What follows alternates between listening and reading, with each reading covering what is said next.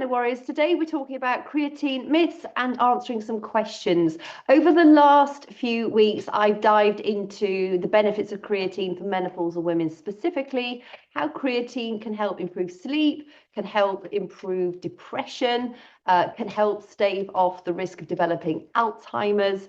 And I know as a result of having worked with very many women and also got some of the questions that have been sent through to me over the last few weeks, there are various questions that I want to answer today and just give you a quick fire myths busting session, as well as helping you understand how and when to take creatine if indeed you want to take it. I think it's really important that you know that creatine is not a magic bullet. It's not going to fix everything, but it's one of those things that works in the background gradually, that over time is showing more and more evidence. It's really exciting as to how much of a benefit it can help us on so many different levels. Creatine is one of the most researched supplements right now. It's popping up all over the shop on social media, but I think it's interesting to understand the science behind it, and also to get those questions answered, that it's easy to have a bias towards these things. If you're taking it, you want it to work. And today I just want to unravel some of the reasons why we might take it, and the benefits, and also some of the contraindications. So one of the most common questions is, how much creatine should I take? The general consensus is around about 5 grams of creatine every day. So one of the first questions really is, how much creatine should you take? The common consensus is around 3 to 5 grams of creatine daily for general support. There are differing opinions out there. I personally take around 10 to 11 grams a day. I take around about 7 grams in the morning before I do my workout, and then I take round about 3 to 4 grams before I go to bed. As we go through this episode, I'll explain why in more detail. But for the general population, most people say around about 5 grams is what you need. You will hear of loading phases. That's designed primarily for bodybuilding people who really want to sort of pump up fast, and then they do that loading phase for sort of 2-3 weeks. That means then the body's fully saturated with creatine, and then they will drop that dosage to maybe between 5 and 10 grams a day. You'll also hear people, and I've mentioned it before too, that when you've got jet lag or you're seriously fatigued and you need to perform well that day, you can take a short, large dose to help support the energy facilitation within your thoughts and in your body. And that large dose would be around sort of 20 to 25 grams. That's not the sort of thing you want to take every single day. As a short, sharp thing to help you overcome, like I say, jet lag or serious fatigue, to perform well for a short period of time, that can be acceptable. But make sure you're always drinking lots of water with creatine. The reason you need to drink extra water with creatine is because creatine actually draws water into your muscle cells, and that increases your overall water volume needs. So if you're not drinking enough water, you might find that you're actually starting to get cramp. And this actually happened to me. Normally I drink loads of water, and there'd been a few days I hadn't been feeling great, and it was cold. We ran out of oil just before this Iran thing kicked off, and I just couldn't face drinking loads and loads of water through the day. And I was getting cramp in random places, even like my forearms when I was picking up some wood, and I got it like in my intercostal muscles, and really strange. And so that made me realize I actually do need to drink more water. Started drinking more water, and then those cramps went away. So just be mindful that you will need to drink more water when you're taking creatine. You might be wondering what creatine actually does on a biological level, and I'll just break it down easily for you. Creatine is all about energy. It helps the body, the cells, regenerate adenosine triphosphate, ATP. So think of the tri as in 3 phosphates. ATP is just your body's energy currency. Everything we do, even just thinking, just sitting there and breathing, requires ATP, because of course the body is alive, and while we're living we require energy in order to be alive. And when energy is needed, like it is constantly, ATP will break off one of those phosphates, and when that happens, the ATP, so triphosphate, becomes ADP, diphosphate. And what creatine does is donates a phosphate to adenosine diphosphate, making it ATP again, adenosine triphosphate, so that you, instead of working from like a partially depleted battery, you now have a full battery ready to help fuel the human body. A phosphate is a small molecule made up of phosphorus and oxygen. And creatine comes in because obviously as we're constantly using ATP, we want to regenerate the ADP back into ATP as much as possible so that we work well. It doesn't mean to say that you're suddenly going to be feeling heavily fatigued if you don't take creatine. For some individuals, taking creatine regularly does help overcome fatigue. But I want you to understand that, because you're probably watching this thinking, well, I've never taken creatine in my life. I feel perfectly energetic. I feel not fatigued. That's exactly how I feel and felt, to be honest. I'm very energetic. I'm very, very busy. And while creatine has definitely improved certain aspects of my life, like getting off this plateau of being able to lift a lot heavier, which I've been at this plateau for years, and now I am lifting heavier, and also muscle sculpting, and also sleeping more profoundly, I feel that creatine's really helped me with that. But if I never took creatine in my life before, or if I decided never to take creatine, I'm not being sat there in a hump, feeling fatigued and lackluster. So it is one of those things that can enhance your functioning already. And it might be that for many of you, you don't feel fatigued and you feel energized. But the benefits of creatine, as I will further discuss, are so ubiquitous and have so many different aspects to sort of healthy longevity that it's one of those supplements that I think we really all ought to consider taking. Specifically for menopause, we do tend to get tired more quickly. We do, in some cases, have that fatigue. We get the brain fog. We get the memory loss. We also get reduced muscle strength. Our muscle mass, our bone mass starts to diminish a long time ago. So everything that we can do to preserve muscle mass, to preserve bone mass, to maintain our energy levels, our glucose uptake in the brain so that we can think clearly and we don't forget things that we used to remember easily, all of that can be helped and enhanced by taking creatine. And taking creatine isn't really just about how you feel today. It really, I see it so much about a future investment to ensuring we live as well as we can as we get older. My view on it is that we are taking creatine to help something that's working well already and enhancing what we already have, but most importantly, future-proofing that healthy longevity. Because it's all well and good living a long life, but if you're not healthy, it doesn't really have the same value. And maybe that's the wrong thing to say. Life always has value, but it's not the same experience if you are not able to live a long, healthy life.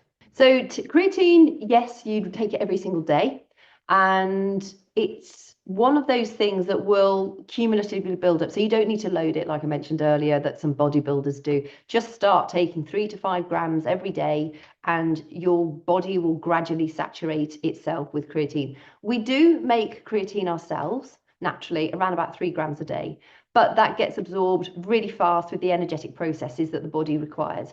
So to really have the benefits of creatine, like the improved cognition, reduced risk of Alzheimer's, improved outcomes with depression, managing that menopausal fatigue, then you would look to supplement with creatine as well. I often get asked, when is the best time to take creatine? Like I said, I take it before my workout and I take it before I go to bed. I honestly don't think it makes that much difference when you take your creatine. I think the more important thing is to take it at a time, so habit stack it. So if you have a coffee at 10 a.m., have creatine with your coffee, but don't put it in a hot drink because that can degrade the creatine. You want to have it in a cool or lukewarm drink. So don't think, oh, I'll have my coffee and stick a load of creatine in, because it's not going to do the creatine much good. But you could think, okay, I'm having my 10 o'clock coffee, or whatever it might be that you do, then have your creatine with it. Or, before you go to bed, when you're brushing your teeth, maybe think, oh, okay, I'll take my creatine. It's not going to rot your teeth, but have that while you're brushing your teeth at night time. If you take it in the morning too, before your workout, maybe do it when you brush your teeth in the morning too. I think it's easier to remember to do these things when you take them, when you have it stacked. So you introduce another habit with one that you've already got down as a system. You might also then want to, once you've had your creatine, I tend to just have it in a small amount of water so I can just neck it, and then maybe have a large glass of water after that to make sure that you're hydrating enough. It really is important that if you're going to take creatine, you do need to drink enough water. And yes, tea and coffee count towards a little, but not sufficiently. Water is definitely something you want to be drinking more of. And to face it, to be honest, most of us don't drink enough water, particularly during the colder months. So you're looking, whatever your body weight is in pounds, about half of that in fluid ounces is what you'd want to drink for water that day. So say you weigh 140 pounds, that means you're looking to drink a minimum of 70 fluid ounces every day. And if you're getting a lot of hot flushes and you're sweating a lot, you'd want to drink more. If you exert yourself a lot, again, you'd want to drink more. And also if you live in a very cold climate, that dehydrates you really fast as well. So, if you're taking creatine, make sure you're drinking your minimum, so half of your body weight as fluid ounces, and a little bit extra. Another question I get is, will creatine make you gain weight? If you're looking at the scales, it might a little bit, but it will not be gaining weight as in getting fat, because the whole reason we need to drink more water is because it increases the water volume of the cells in our muscles, which is why it can help to sculpt your muscles more. You can make your muscles more defined. So you're bringing on water weight within the muscle. So it's not bloating. It's not like you get water weight or water retention before a period. It's in your muscles. So while the scale might go up a little bit, you're only making your body composition look more defined. You're not making it look fatter or more overweight. There is a study out there that suggested creatine might cause hair loss, and then there was a lot of misunderstanding as a result of that. There was one small study that found in some people that take creatine, it can increase DHT levels. DHT stands for dihydrotestosterone, and it's a hormone that's derived from testosterone. Both men and women have testosterone. In fact, just a fun fact, we both have estrogen as well. Both men and women have estrogen. Estrogen is the precursor for testosterone. So without estrogen, we wouldn't have any testosterone, men nor women together. So we both have estrogen and we both have testosterone. The DHT plays a role in things like hair growth, skin health, and hormone balance. And in some individuals, higher levels of DHT can be associated with follicle shrinkage at the scalp. So naturally, when the study came out, people started thinking, okay, well, in that case, if it's raising DHT levels, that's going to increase the risk of the follicles on my scalp to shrink and essentially lose some of my hair. And the study was very small. It gave very inconsistent results, and it didn't actually measure hair loss levels. It just indicated that in some individuals there was a mild rise in DHT levels. And since then, we haven't seen any credible evidence to suggest that taking creatine does lead to hair loss. So where does that leave that? I mean, really an honest, balanced position. If you're already prone to hair thinning, and if you start to take creatine and you notice increased hair loss, that might be something to be aware of, and possibly even talk to your doctor about it, because creatine is not probably the causing factor to the hair loss. There's probably something deeper going on that requires an intervention, whether that might be the minoxidil or possibly, the laser diodes on your head to improve scalp health and hair follicle health as well. But for the vast majority of men and women, there is no evidence pointing to the fact that taking creatine will make you have thinning hair any more quickly than you might otherwise do. And remember, as we get older, we do tend to lose some of our hair density. I've been losing my hair density for quite a while, and I have a grandmother who also had really thick hair when she was younger, and it got quite thin towards the end. My dad lost most of his hair by the time he was sort of in his early 20s.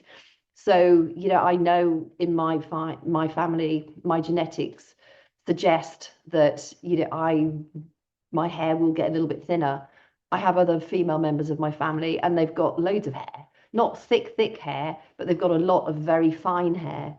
I'm hoping that at some point, I have actually been using a small little brush thing that's got it's got the LED lights to see if, I'm sure that gave me some baby hair growth a while back, about a year and a half ago. And I stopped using it because I then I try everything out on myself, guinea pig wise. So I started taking collagen, and then a company sent me through some hair growth shampoo and conditioner and oral supplements, and also a serum. So I thought, okay, well, I'm going to stop everything and just use these to see if they actually have any positive impact. Nothing at all, because so many of us spend so much money on products that are marketed to help you grow your hair, and very few of them actually work.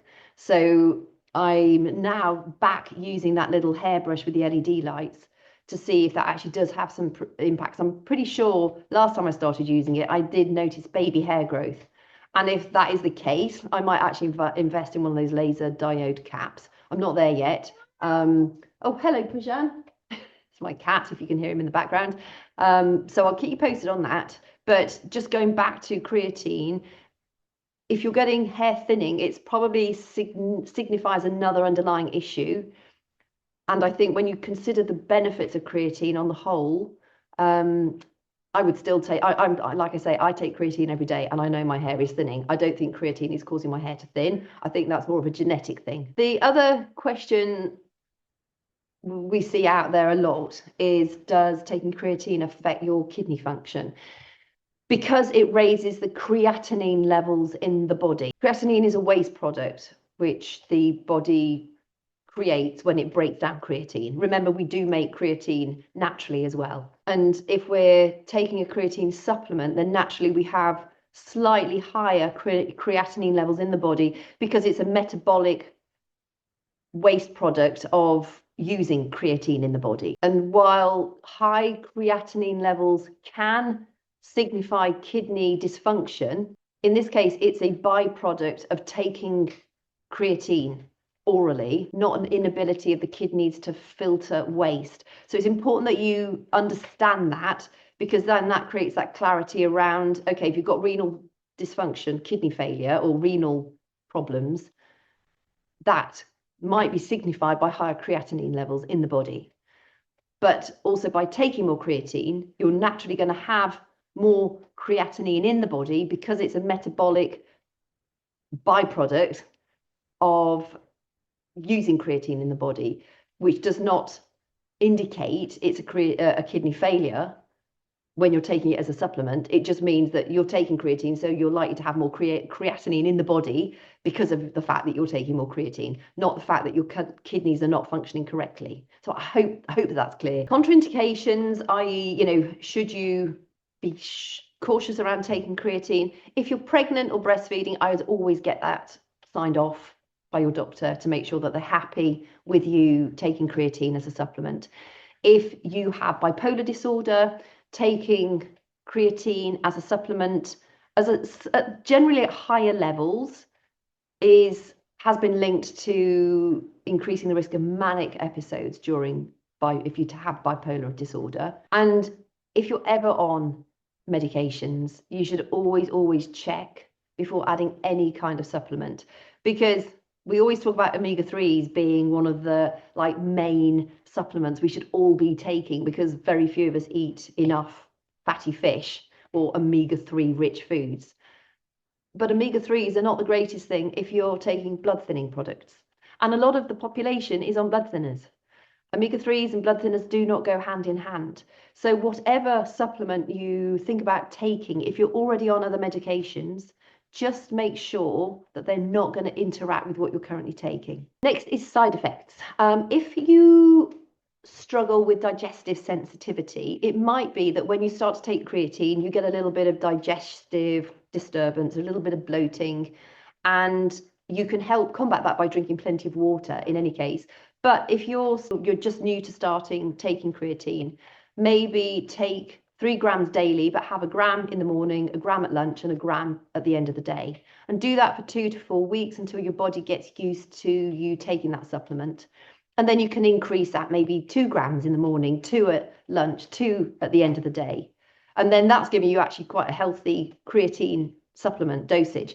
If then you think, oh, I can't be bothered to draw, I keep forgetting to have it 3 times a day. Once you've been doing that for a few weeks, you can probably just take 5 or 6 grams in one scoop. It's not going to be an issue by then, but just see how you feel on it. It didn't cause me problems, but I know it can cause some issues with some people. So if you get that bloating, just back it down and, break up your dosage throughout the course of the day, and you'll find that's a lot easier while you just get used to taking it and keep drinking water. I nearly did an episode on creatine and bone health, but there isn't sufficient research out there to suggest that taking creatine actually helps improve your bone density. But we all know that if you're doing strength training, which ideally we all need to be doing as we're getting older, because of the fact our muscle mass decreases so much more quickly, as does our bone density. When you have strong muscles, those pull on the bones. Our bones are flexible, living organs. So what happens is when you're strength training, you're putting pressure and tension on the bones. And by putting that pressure and tension on the bones, it generates them to make more of the cells, the osteoblasts, that build bone tissue. So if the creatine is helping you improve your muscular endurance and your muscle strength, then that does have an indirect impact on your bone health too. You don't need to work out to take creatine. It's not just for those of us that do regular strength training, because you can still benefit from the cognitive benefits of it. You can still benefit from the fact that it helps the brain use energy more effectively. Yet as we get older, all of these things tend to decline. So by taking creatine, even if you don't work out or you can't work out, you're still helping to prevent the risk of developing Alzheimer's. You're still helping to improve your sleep, which also helps to prevent the risk of Alzheimer's. And it's just having an overall positive impact on your body. So I think there's always the thought, well, I don't work out, so really I don't need to take creatine. You can still take creatine because of all the other benefits that you get from it. If you do work out, creatine will also definitely improve the results of your sweaty sessions. And I don't know about you, if I'm putting some effort into doing my workouts, I actually want to get the best results from it. And so creatine for me is an absolute no-brainer before I pick up any weights at all. How long will it take you to see results from taking creatine? It just builds up gradually. So it's not like you take a dose and then all of a sudden you think, wow, I feel so energized. It's not like taking an energy drink. It will build up over the course of a few weeks. A lot of the time, it's just working in the background. You'll never know if it helps you prevent developing the Alzheimer's plaques or the tau proteins, or indeed, there's more research. Look, it's very exciting. The brain research that brain disorders, Alzheimer's, dementia, depression to a degree, might be a metabolic brain energy issue, not just with obviously with Alzheimer's, the tau proteins and the amyloid plaques, which are not an issue with depression, but the whole thing, the sort of brain health.